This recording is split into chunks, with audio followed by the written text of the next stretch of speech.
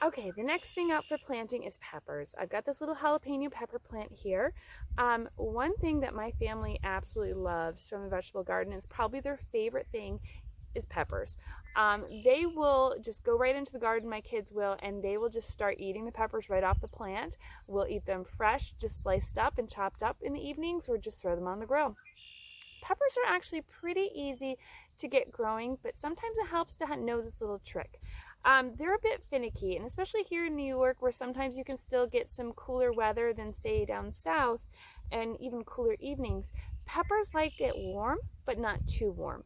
So one way of getting a great crop is having black plastic or black landscaping fabric put down on the soil first before you plant it. Now I already have these with the holes already pre-cut out.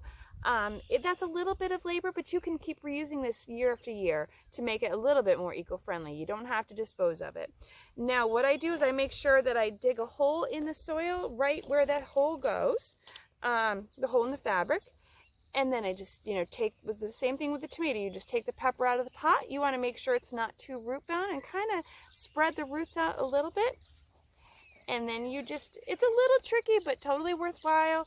You make sure that under the fabric, you get it all kind of covered up. Make sure the soil is covering the plant. This is a great trick. Like I said, this black plastic, I've grown without and I've grown with. And when I use the landscape fabric and when I use the black plastic, the peppers stay nice and warm and the temperature that they're supposed to. So every year we end up getting more than we can even eat. Happy planting.